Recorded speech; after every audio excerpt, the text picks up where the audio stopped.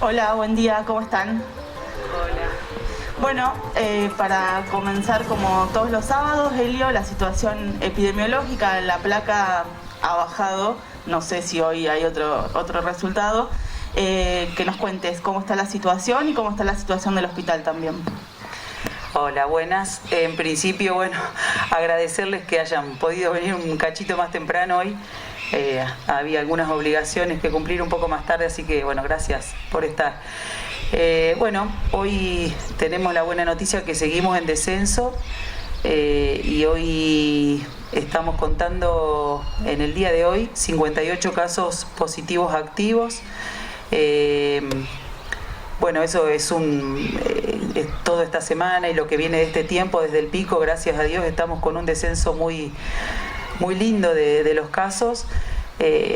Bueno, estamos con 31 pacientes en estudio, o sea, 31 sospechosos, más de 100, no le quiero errar con los números hoy, más de 100 personas aisladas, ¿sí? Y más de 2.300 recuperados tenemos ya. La verdad que hoy estamos casi de festejo por el número que tenemos, un número que, como siempre decimos, tenemos que cuidar con todo lo que podamos, ¿sí? Con respecto a la ocupación que tenemos en el hospital, hoy hay 17 internados, ¿sí? Dentro del sector de COVID-1, que le decimos siempre que es aquellos que están requiriendo un poquito más de cuidados. Hay 13 personas internadas y 4 en el sector donde, en el COVID-2, donde es de menor complejidad, ¿sí? O sea que si bien estamos con este descenso de casos, ¿sí? En la actualidad traemos la cola de los casos, del número más importante de casos que tuvimos en los últimos 15 días. Siempre recordamos que nosotros, más ahora en estas situaciones, ahora va a ver Ignacio hablar un poco del tema de la cepa, tenemos situaciones en donde el agravamiento de los síntomas aparecen más cerca del día del alta. Entonces por ahí estamos viendo pacientes que ya cumplieron incluso su aislamiento de 10 días después del positivo y el día 12 arrancan otra vez con síntomas. Entonces por eso tenemos este delay por ahí en cantidad, porque digamos la ocupación del hospital por ahora también sigue siendo importante, pero creemos que se debe justamente a esto, a la cantidad de casos que tuvimos hace 2 semanas atrás y a esta situación que cambió clínica de los pacientes. Y con respecto a esto que decís último, con el tema de que un contacto estrecho, porque antes era hasta 14 días había que estar aislados, después pasó a 10. Nos ha pasado con alguien cercano que por ahí, después de los 10 días, al día 11, ahí nomás justito, presentó síntomas y esa persona, contacto estrecho, terminó siendo positivo. ¿Puede variar en algún momento esto de nuevo, de esperar un poquito más con los contactos estrechos? Sí, se está revisando desde salud, desde el ministerio, el tema de la cantidad de días de aislamiento. Si bien todavía no es algo que cambie dentro del protocolo, es algo que estamos viendo, y nosotros en realidad cuando aparecen estas situaciones, principalmente como nos hemos manejado habitualmente en Roque Pérez, muy a los roqueperenses, llamamos enseguida al paciente que está afuera, no le damos chance a que piense que tiene otra cosa que no sea COVID.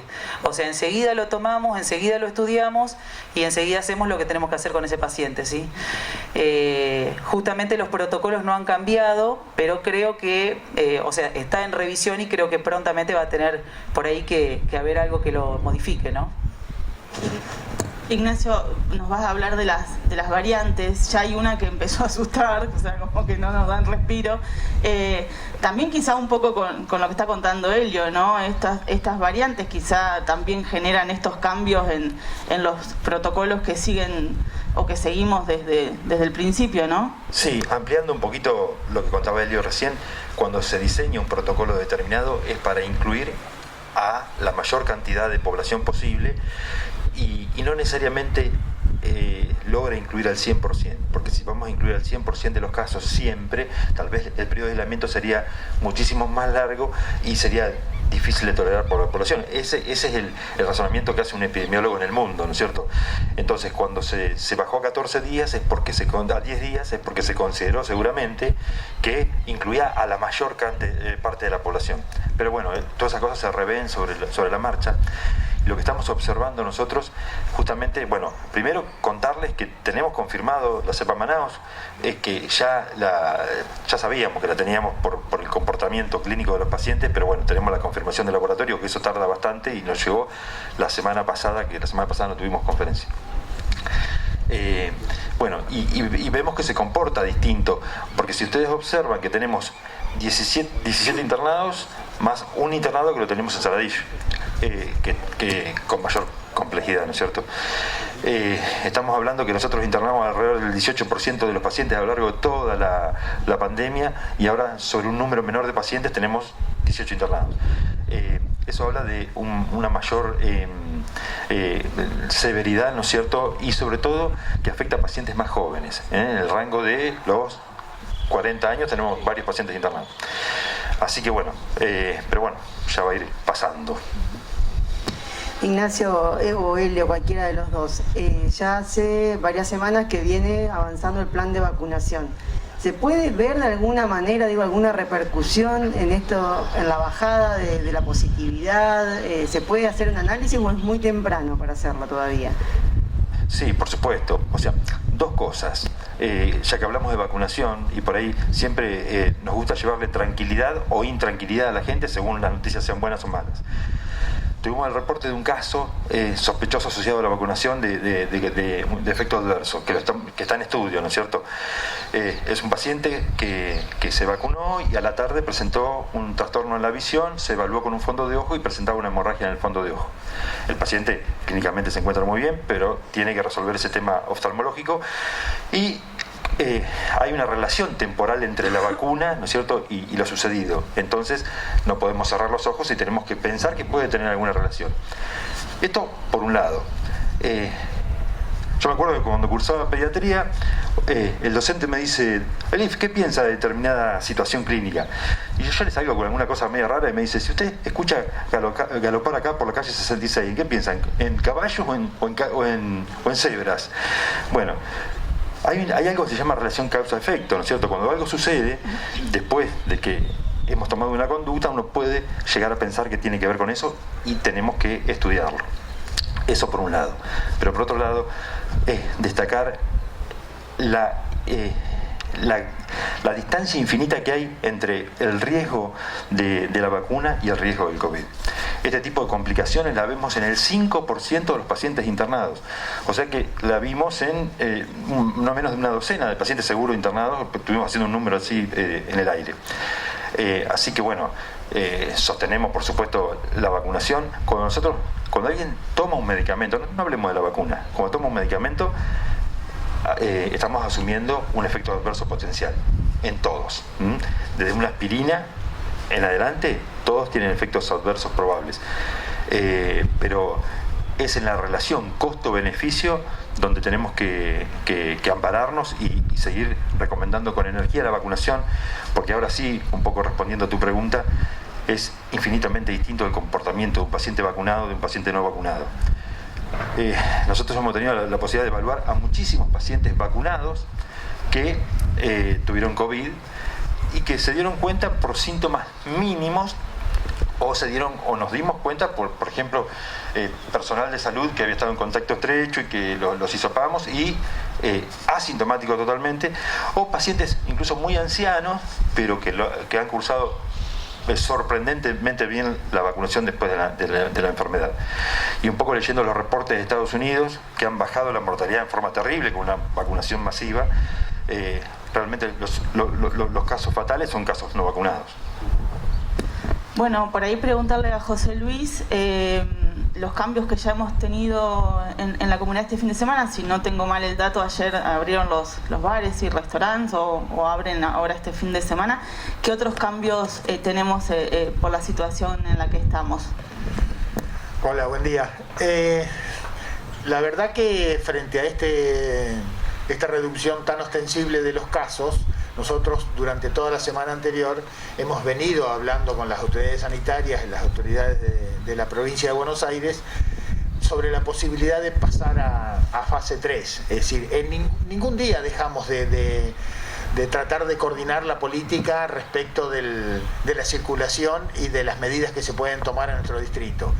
Obviamente nosotros siempre defendemos la posibilidad de ampliar cuando consideramos que está dando resultados, o las restricciones anteriores, más la vacunación, más el trabajo de nuestro hospital. Y la semana esta que pasó, nosotros estábamos superando esa barrera de 500 casos cada 100.000, y eso imposibilitó, por ejemplo, la presencialidad en las escuelas.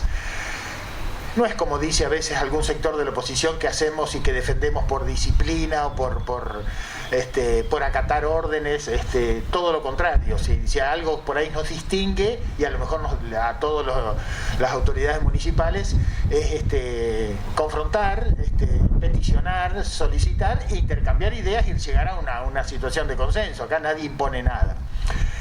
Pero bueno, como después de esta semana, a partir de estos últimos días, siguió bajando los casos, nosotros estamos realmente pensamos que esta próxima semana vamos a pasar a fase 3. Y entonces, como una especie de permiso extraordinario para los sectores que estuvieron más castigados, para los sectores de la gastronomía, de los bares, que estuvieron directamente cerrados durante este tiempo, y que los fines de semana son precisamente donde trabajan, estimamos que ameritaba un permiso excepcional para que abrieran, porque es solamente por el fin de semana. Bueno, hoy tenemos 58 casos, ayer teníamos 68 estos últimos días, es decir, hasta consideramos que no es muy justa promediar los 14 días, que es lo que se suele hacer para saber la incidencia de los casos cada 100.000 habitantes, porque esta reducción tan extraordinaria de casos, que hemos de decir, bueno, llegamos casi a los 230 casos positivos y ahora estamos en 58, se ve que hay distintas, es multicausal las razones por las que estamos tan bajo, pero algo hemos hecho para que baje así de este modo, y bueno, creo que se merecían un permiso para el fin de semana, que es el día que trabajan, permiso para abrir. Más allá aparte de lo del sector nocturno, digamos, el tema de respetar las fases, más allá de que a veces en Roque Pérez, como dice Elio, a los roqueperenses algunas cuestiones se fueron permitiendo, la cuestión de las fases ha ido dando resultados, ¿no? Es algo que quizá todos lo destacan, me parece, ¿no? No, por supuesto, sí. Me parece que fue encontrar alguna medición de algún modo objetiva, que es muy difícil objetivar todas las condiciones, las situaciones de distintos tipos de sociedad. Pero eso de pensar que cuanto más presiona un municipio, más consigue, no es cierto. Hay mediciones, es más, las comunicaciones que hace el Ministerio de Salud, o por lo menos las que nos pasan a nosotros, nos mandan la situación de todos los distritos, es decir, todos tenemos información de la cantidad de casos que tiene el resto de los distritos de la provincia de Buenos Aires. Entonces, mal se puede transgredir después con un permiso que sea parte de lo que todos estamos viendo. La verdad que es bastante transparente las medidas que se toman, y bueno, y ha dado resultados en la provincia, que obviamente ha bajado. Los efectos que ha tenido la vacunación masiva. Nosotros ayer salimos en una estadística que estamos en el 77% de los casos respecto de los inscriptos ya vacunados. Hay algunos que tienen más, cosas que me preocupó, porque ¿cuál era? Pila, uno de esos estaba como el 90%, no sé qué hizo, o no se inscribe nadie y entonces vacunaron a todos los inscriptos. Pero bueno, nosotros estamos muy conformes realmente con cómo se ha vacunado, y creemos que eso está generando obviamente estos resultados también. José Luis, también es importante por ahí comentar a la comunidad que la decisión sobre la presencialidad de clases, a diferencia de lo que puede ser un ampliamiento de horario a nivel local o la apertura de algún sector, no la define el municipio en ningún caso, ¿no? Sí, por supuesto, no tenemos ninguna clase de competencia para resolver esa cuestión, pero que pedimos nosotros y que consideramos que se analicen todas estas situaciones tan especiales que puede tener nuestra comunidad, para que así sea. Y bueno, es decir, seguramente este fin de semana seguiremos comunicándonos con las autoridades de la provincia y bueno, y entre el lunes o martes se tomará alguna decisión al respecto. Una decisión que tomó la provincia es de la vacunación sin turnos para mayores de 50 y embarazadas. Sí, justamente estaba pensando después de José decirlo. Bueno, sí, algo que veníamos charlando, que creo que en la última conferencia de prensa me preguntaron y que todavía no estaba dispuesto. Pero bueno, sí, a partir de ayer ya dieron la disposición de que espontáneamente, con DNI en mano, sin necesidad de inscripción, sin necesidad de lo que sea, se pueden presentar acá en el vacunatorio, en nuestro caso en el SIC, para vacunarse a aquellas personas mayores de 50 años y embarazadas. Lo que siempre recalcamos es que pueden venir a consultar por cualquier motivo acá en el SIC, pero estas vacunaciones espontáneas las hacemos generalmente, siempre cuando tenemos turnera. ¿Qué quiere decir? En este momento se está dando la vacuna Sputnik, que es monodosis, entonces no tenemos tanto problema, salvo que vienen en cajas que hay que descongelarlas, etcétera. Pero las veces que tenemos las AstraZeneca, que vienen de 12 o 13 dosis por ampolla, a veces no podemos que aparezca una persona, abrir una ampolla y dejar 12 pendientes. Entonces, siempre para esta vacunación espontánea no quiere decir que se aparezcan en cualquier momento, sino que concurran los días que hay turnera planificada acá en el SIC, ¿sí? Que espontáneamente se los va a vacunar. Bueno, si hay algo que también fue muy roqueperense es el que los familiares puedan hablar con los internados por las ventanas del hospital, y que cualquier persona que estuvo internada, complicada, y cualquier familiar te dice que eso fue un cambio tremendo para eso que decíamos al principio de la pandemia, de que la gente estaba sola y moría sola, ¿no? Alguien me dijo, Ignacio, que dijiste, vamos a sacar el cartelito de Silencio Hospital, y se pusieron a bailar un poquito con la azotea. Por ahí, para cerrar, que nos cuenten esta experiencia, porque la verdad es que verlo es muy alegre para todos y depende de ustedes, de lo que son y de lo que es nuestro hospital, ¿no? Y de lo que es la gente, como la azotea también, ¿no? Cuando estaban los chicos de la azotea cantando y bailando, yo me imaginaba la foto de la enfermera con el dedo así, diciendo silencio, y digo, hemos cambiado muchos paradigmas, ¿no es cierto?, a lo largo de la pandemia, y la de silencio hospital también es una locura. ¿Por qué silencio hospital? Cuando por ahí la música es salud también, ¿no es cierto? Ustedes tienen que ver, los pacientes se olvidaron que tenían COVID por un buen rato, durante todo ese tiempo. Así que bueno, mi agradecimiento a la azotea, por supuesto, y contá un poco más, vos, Helio, que estuviste bailando. La bailarina. Yo estuve filmando. No te le animaste, Ignacio. Despuntamos un rato el vicio, che. No, bueno, por supuesto, el gesto de la azotea y bueno, de los chicos que también fueron a cantar fue increíble. Justamente ayer hablábamos con Mica Rebón, una de las médicas del equipo, que es impresionante lo que genera que a uno le den un positivo, lo que genera que cuando Ignacio, María o cualquiera te tira en la camilla y te dice que después de la ecografía te tenés que quedar internado.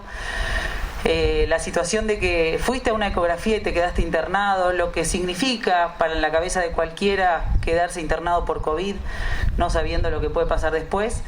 La verdad que es algo que lo vemos todos los días lo que genera. Entonces, bueno, medio lo fuimos preparando y veníamos planeando una cosa así. Dice Mica, Mica está en la azotea y dice, bueno, yo voy a convocar a los chicos, dice, seremos 2 o 3 parejas. Cuestión que llenamos un pasillito al aire libre, con barbijo, con distancia. Bailamos un rato.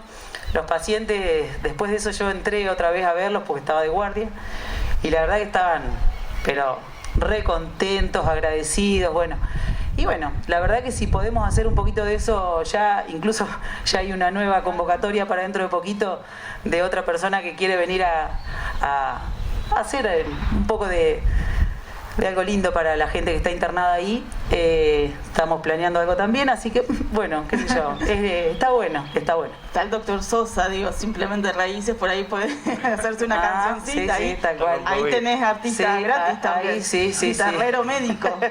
Sí, ni hablar. Sí. Un rockero también, medio rockero también, así que... A veces cuando vemos estas situaciones perdemos dimensión de un logro realmente local, que es la de la humanización de la internación del paciente, ¿no es cierto? Porque cuando tenemos a un paciente internado en otro lugar, no solamente la familia no lo puede ver, sino que los informes son por teléfono a determinada hora, tienen que esperar un llamado. Y nosotros, o sea, ya eso no lo tenemos en cuenta, ¿no es cierto? Entonces nos parece natural esto, pero que en realidad no lo es, no es habitual. Pero el resultado médico me parece que es altamente satisfactorio. Si cualquiera pasa por la calle Tagliafico, va a haber apoyado en la ventana, con la ventana cerrada, un montón de gente, de familiares que están charlando a través de la ventana con los pacientes. Y la verdad que en otras reuniones que hemos estado con Ignacio, medio que nos miraban, de otro municipio nos miraban medio con cara como diciendo, ustedes están re locos.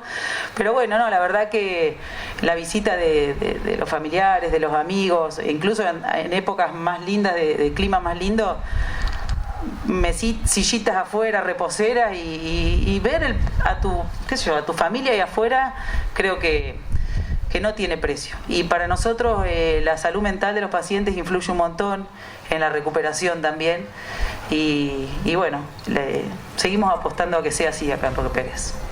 Bueno, no sé si quedó algo más, si no, muchas gracias como siempre por esta conferencia. Bueno, gracias a ustedes. Gracias.